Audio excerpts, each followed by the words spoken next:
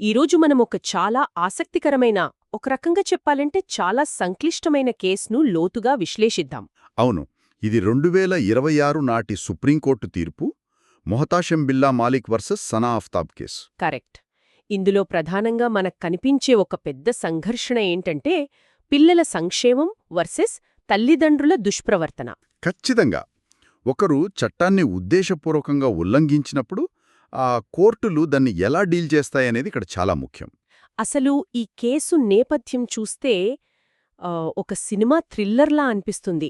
ఖతార్లో విడాకులు తీసుకున్న ఒక జంట వ్యవహారమిది. అవును, అక్కడి కోర్టు కస్టడీ తల్లికిచ్చినా పాస్పోర్ట్లు మాత్రం తండ్రి దగ్గరే ఉంచమని చెప్పింది. కాని ఆ తల్లి ఏకంగా నకిలీ పాస్పోర్ట్లు సంపాదించి మధ్య విద్యా సంవత్సరంలో పిల్లల చదువునాపేసి వాళ్లను శ్రీనగర్కు తీసుకొచ్చేసింది. అంతేకాదు, సెలవుల తర్వాత నేను తిరిగి ఖతారు వస్తాను అని కోర్టుకిచ్చిన లిఖితపూర్వక హామీని కూడా ఉల్లంఘించింది. కరెక్ట్.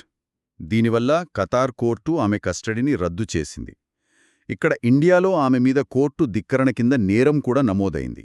ఇన్ని జరిగినా కూడా ఈ కేసు జమ్మూ కశ్మీర్ హైకోర్టుకు వెళ్లినప్పుడు ఒక ఊహించని మలుపు తిరిగింది. అవును, హైకోర్టు కేవలం పిల్లలు ఇప్పుడు శ్రీనగర్లో సౌకర్యంగా ఉన్నారు కాబట్టి వాళ్లను అక్కడే ఉండనివ్వడం మంచిదేని తీర్పిచ్చేసింది. అదే ఇక్కడ పెద్ద సమస్య. అంటే నకిలీ పాస్పోర్ట్లు సృష్టించడం, కోర్టుకు ఇచ్చిన మాట తప్పడం లాంటి తీవ్రమైన నేరాలను హైకోర్టు పక్కన పెట్టేసిందా? వాస్తవానికి అదే జరిగింది. కేవలం పిల్లల ప్రస్తుత సౌకర్యం అనే ఒకే ఒక్క పాయింట్ మీద ఇలా తీర్పివ్వడం నిజంగా ఒక తప్పుడు ఉదాహరణను సృష్టించినట్లే. అందుకే కదా సుప్రీంకోర్టు ఈ కేసులో నేరుగా జోక్యం చేసుకోవాల్సొచ్చింది. హైకోర్టు ఇచ్చిన ఈ తీర్పును సుప్రీంకోర్టు తీవ్రంగా తప్పుపట్టింది. ఖచ్చితంగా. అసలు ఇక్కడ సంక్షేమం అంటే ఏమిటి అనేది సుప్రీంకోర్టు చాలా స్పష్టంగా చెప్పింది. గార్డియన్స్ అండ్ వార్డ్స్ యాక్ట్లోని సెక్షన్ 25 ప్రకారం ఈ సంక్షేమం అనేది చాలా సమగ్రమైనది కదా.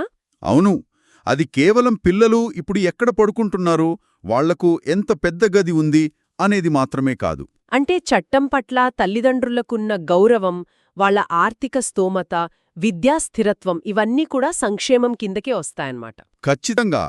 ఈ కేసులో తల్లి పిల్లల చదువును మధ్యలోనే ఆపేయడమనేది వాళ్ల సంక్షేమానికి ఒక పెద్ద ప్రతికూల అంశమని కోర్టు భావించింది. పైగా మధ్యవర్తిత్వ నివేదిక ప్రకారం పిల్లలు కూడా తమ తండ్రి దగ్గరికే వెళ్లడానికి మొగ్గు చూపారు కదా. నిజమే. హైకోర్టు ఈ కీలకమైన విషయాలన్నింటినీ పూర్తిగా విస్మరించింది. సో దీని సారాంశం చూస్తే ఒకరు కోర్టును ధిక్కరించి చట్టవ్యతిరేక పనులు చేసి మళ్లీ పిల్లల సంక్షేమం అనే కవచం వెనుక దాక్కోలేరు. ఎవరూ కూడా తమ సొంత తప్పుల ద్వారా ప్రయోజనం పొందలేరు, కోర్టు కళ్లలో అంత సులభంగా ధూళి చల్లలేరు అని సుప్రీంకోర్టు స్పష్టం చేసింది. ఇది సామాన్యులకు ఒక పెద్ద పాఠం. కోర్టుకు ఇచ్చిన హామీలను ఉల్లంఘించడం కానీ, ఏకపక్షంగా పిల్లలను దేశాలు దాటించడం కానీ చేస్తే తీవ్రమైన పరిణామాలు ఉంటాయి. అలాగే న్యాయవాదులకు కూడా ఇదొక కీలకమైన తీర్పు. ఖతార్ కోర్టు కస్టడీని రద్దు చేయడం లాంటి విదేశీ కోర్టుల ఉత్తర్వులను కూడా భారతీయ కోర్టులు తప్పక పరిగణనలోకి తీసుకోవాలి. అంటే పిల్లల సంక్షేమం అనేది కిడ్నాప్ను సమర్థించే కవచం కాదని గుర్తుంచుకోవాలి. అవును, చట్టం తన పని తాను చెయ్యాలి, అదే సమయంలో పిల్లల భవిష్యత్తు కూడా సురక్షితంగా ఉండాలి. ఇదంతా విన్నాక ఒక లోతైన ఆలోచన మాత్రం మిగిలిపోతోంది.